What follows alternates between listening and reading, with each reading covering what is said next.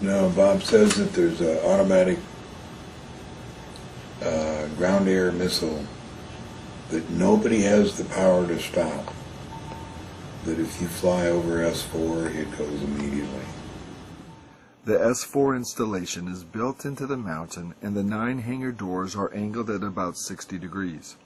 These doors are covered with a sand-textured coating to blend in with the sides of the mountain and the desert floor. The hangar was equipped with typical tools and extensive electronic equipment.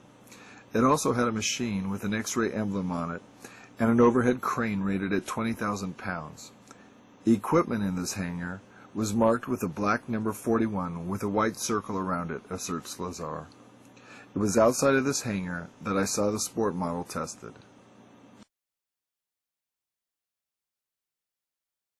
The program out at S4 consisted of 3 projects: Project Galileo, Project Sidekick, and Project Looking Glass. Project Galileo dealt with gravity propulsion.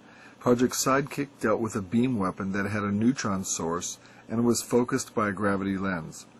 Project Looking Glass dealt with the physics of seeing back in time. I was not personally involved with the hardware of Project Sidekick or Looking Glass.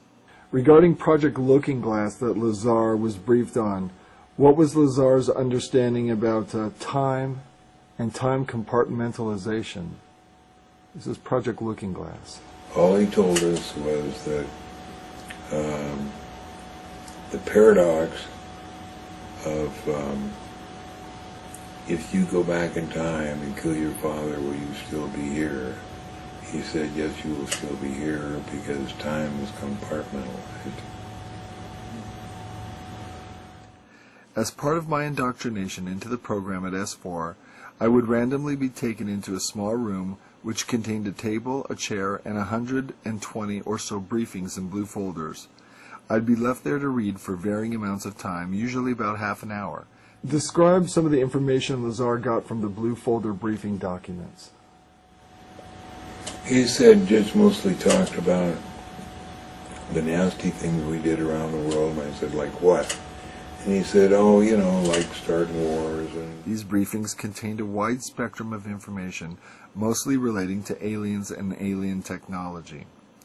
These reports appeared to be an overview of alien information which could be used to brief scientists from any field about the scope of the whole project and not just their specific field of endeavor.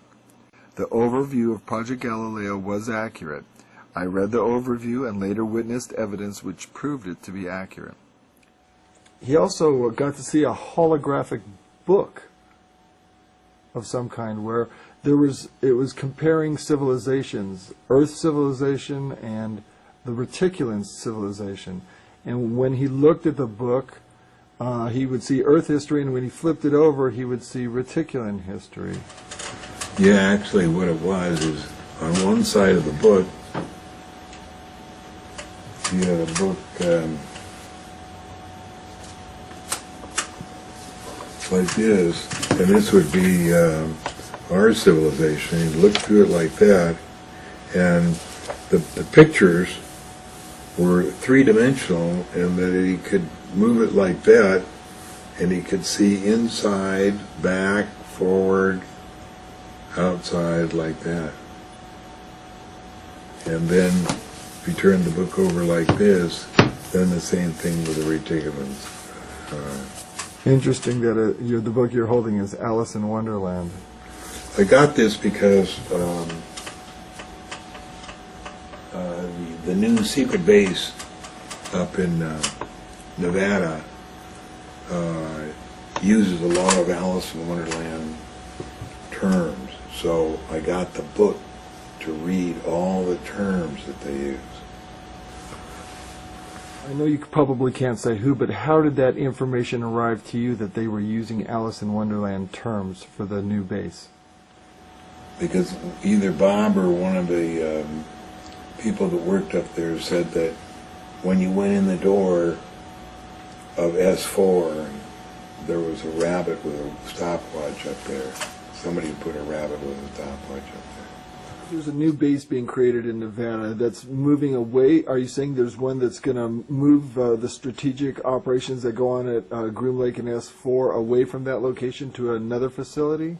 Yeah, there's some that are at both those facilities that are different. And where in Nevada are they located? They're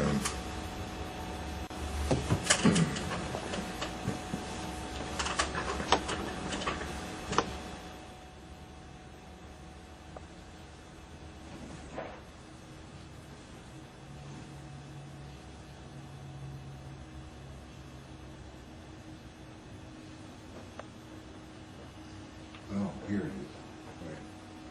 No, that's where it is. I don't know where it went. If I come across it this evening, I'll show it to Well, what area of Nevada? you. What part? Northeast. So towards the Utah border. Yeah.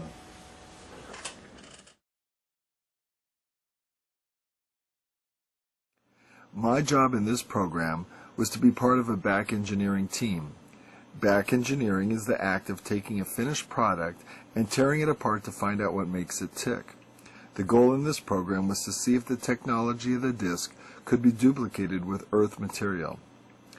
I had at least partial view of 9 different disks out at Area S4. Lazar describes the interior of the flying disc he nicknamed the Sport Model, in which he was allowed to go inside. I not only saw 2 of the 3 interior levels, but I also saw it fully functional in flight.